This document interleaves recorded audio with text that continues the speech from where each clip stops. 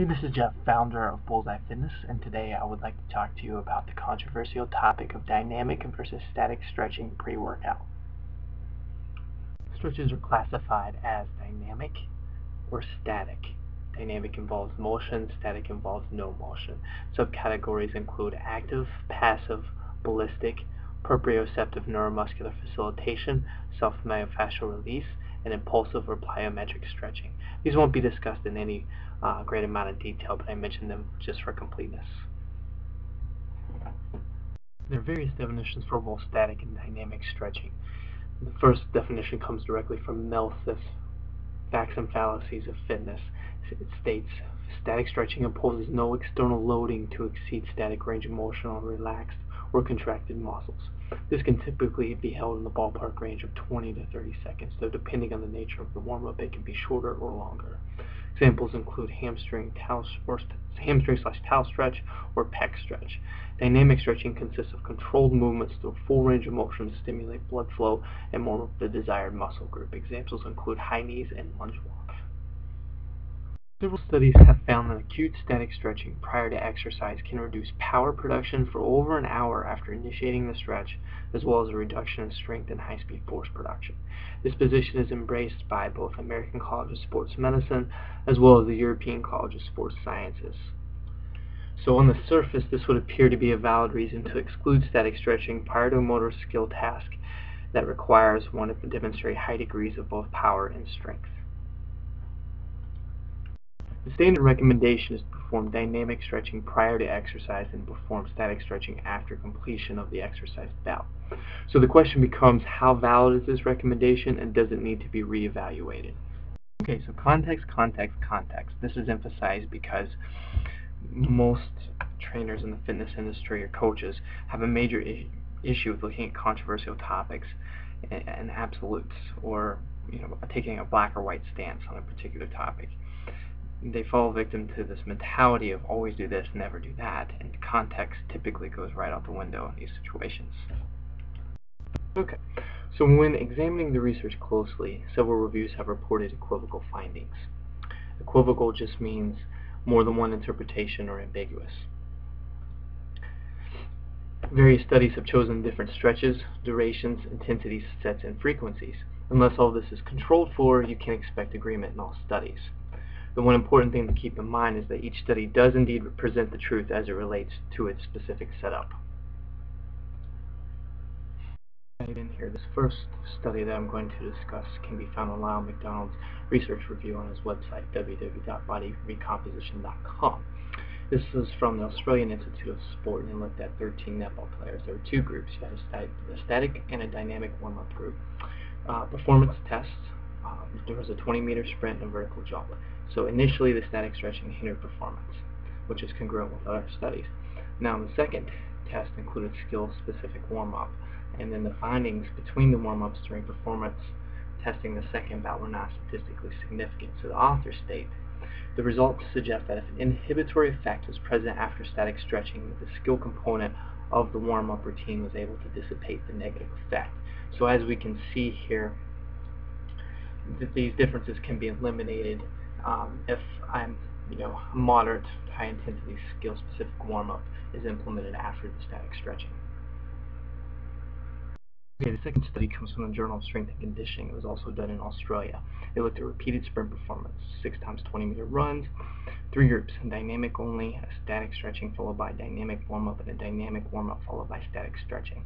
Researchers at first sprint time, total sprint time, and best sprint time. No significant differences or large effect sizes were noted between the dynamic and static. Dynamic group indicating similar sprint repeated performance. Now the dynamic first followed by the static stretching showed the slowest times, though the results were not statistically significant. So we have two different studies that are congruent in their findings, and it shows the importance of order. So this indicates that you can perform static stretching prior to exercise as long as followed by a dynamic or skill-specific warm-up. I like this because it mimics real-life situations better, because rarely do we implement a static stretch and then jump right into a maximal effort lift or all-out sprint.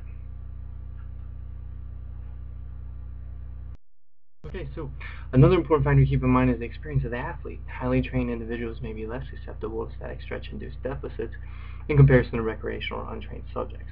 And this was found in Division II collegiate football players who underwent 1 rep max testing on their bench press. So the average 1 rep max prior to testing is 129.7 kilograms plus or minus 3.3, standard deviation of 3.3 kilograms. Now there are approximately 5 protocols. 2 of them just consist of low volume and high volume static stretching, and neither of these had a significant effect on 1 rep max performance. This was also found in another study that looked at moderately trained athletes who underwent testing in the bench press as well as leg press, and they found no significant differences between static or dynamic stretching. Now, it is important to keep in mind that the static stretching in this particular study was only held for 15 seconds, which can make a difference. So this brings us to the most recent review on stretching, the 2012 systematic review by 2 researchers from the UK. This is the first to look at specific effects of acute static stretching on performance in strength, power, and speed-dependent tasks. Now, I will come back to this and talk about this in more detail, but I just wanted to discuss a little bit about reviews. They're great places to start when researching a specific topic of interest. So you can go to PubMed and go under limits and limit to just reviews on a specific areas, such as muscle hypertrophy. And it gives you an overview of all the research relevant to that topic, and then from there you can look at specific authors and look at randomized controlled trials to gain a more in-depth understanding.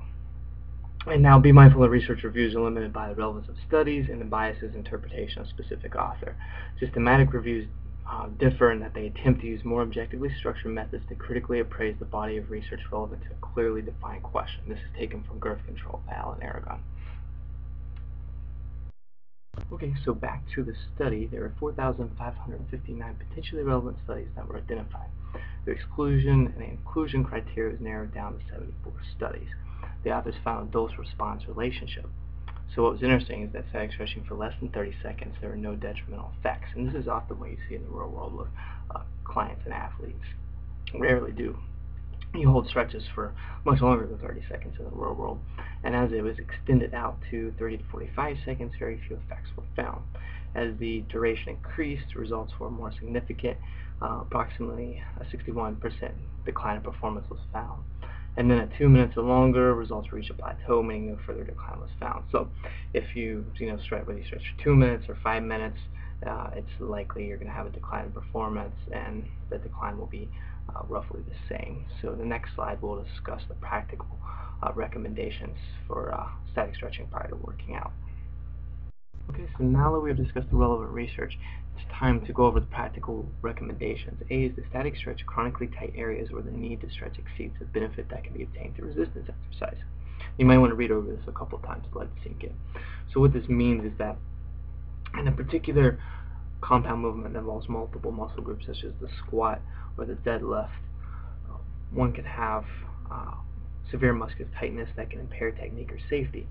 So proper technique and not getting hurt is far outweighed by any decrease in performance one may have, though 30 seconds should still be a sufficient amount of time to stretch chronically tight areas and not see a decline in performance.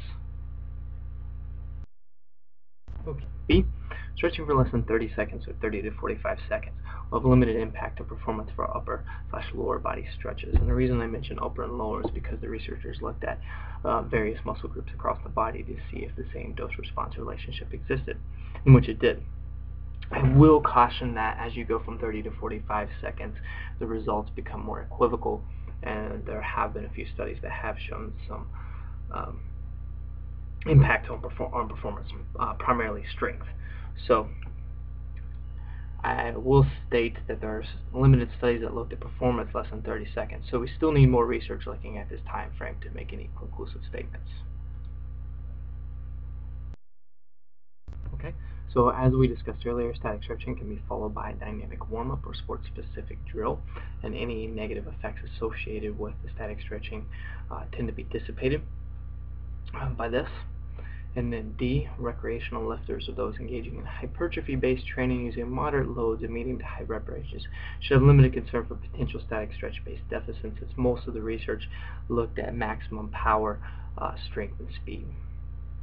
And so that pretty much sums up the recommendations and what I have to say regarding static stretching. Okay, so as you can see, there are various instances where static stretching can be used effectively in conjunction with a dynamic warm-up prior to exercising. So it's not quite a clear black or white issue as some may make it out to be. And essentially the main goal should be enhancing proper technique in any given exercise. And if static stretching is needed to accomplish this, then by all means do so. If you have any comments, contentions, questions, etc., feel free to leave them in the comment box below. Thank you for your time.